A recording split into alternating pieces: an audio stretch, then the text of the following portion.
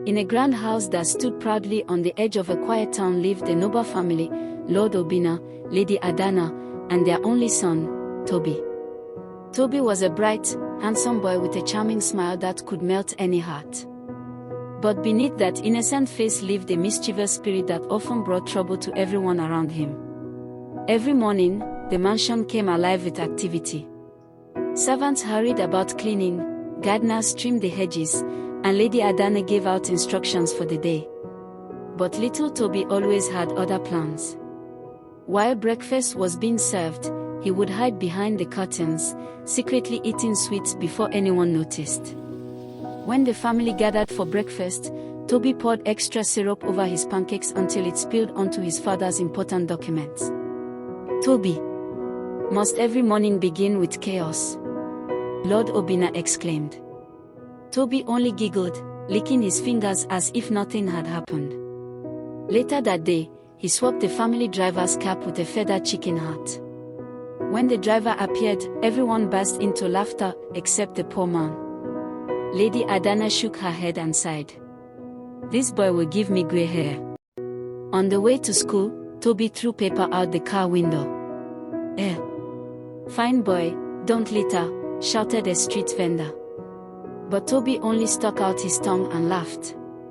At school, he hid a frog inside his teacher's drawer.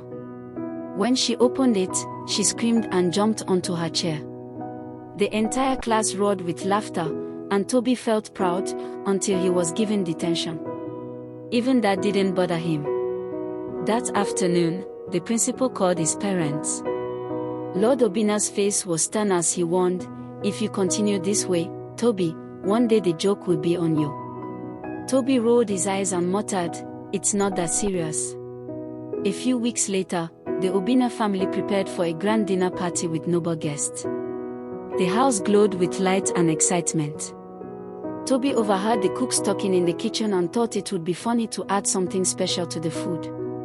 While no one was watching, he sneaked into the kitchen and poured extra pepper into the soup. He covered his mouth to stop himself from laughing, imagining everyone's reaction. When the guests began to eat that night, the room suddenly filled with coughing, gasping, and teary eyes. "My goodness! What's in this soup?" one lady cried. Another guest nearly choked. Lady Adana turned pale with embarrassment, and Lord Obinna's face darkened with anger. "Enough, Tobi," he shouted. That night, Tobi was punished. No television, no friends, no sweets. He sat alone in his room, pouting. "It was just a joke," he whispered, still not understanding what he had done wrong. When everyone was asleep, he quietly opened his window and slipped out into the night. He wanted to play by the river, his secret spot where he often skipped stones and imagined himself a hero. But the rocks were slippery from the evening rain. One wrong step, and Tobi fell into the river with a splash. The cold water dragged him, and he screamed for help, gasping as the current pulled him under. By God's grace, the family's gardener, Mr. Bola, heard his faint cries. Without a second thought, he dove into the water and pulled the frightened boy out. Tobi was unconscious, and the household panicked as he was rushed to the hospital. For 2 days, Tobi lay pale and weak in bed. Lady Adana wept quietly beside him, holding his small hand.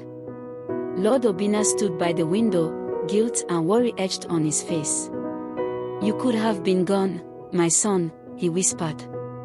When Tobi finally woke up, he saw his parents' tear-stained faces and began to cry. "I'm sorry, Daddy. I didn't mean to hurt anyone. I'll never play bad jokes again." Lord Obinna bent down and hugged him tightly. Weeks later, Tobi returned home, fully recovered. This time, he chose to help instead of cause trouble. He helped Mr. Bola sweep the compound every morning and even thanked him for saving his life. At school, he began to help his teachers and classmates. During another dinner party, Tobi politely served drinks and helped the guests.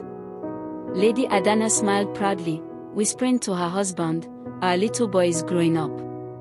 At the next school assembly, Tobi was chosen to give a short speech. Standing before the students, He said softly, "Jokes are fun, but not when someone gets hurt." I learned that the hard way. The hall filled with applause. That evening, as the sun set behind the mansion, Tobi sat by the garden where he once played. The wind was gentle, and the world felt calm. He smiled to himself, knowing he had become a better person. The mischievous boy of the noble house had learnt his greatest lesson, that kindness shines brighter than mischief, and that every mistake can lead to wisdom if the heart is willing to change.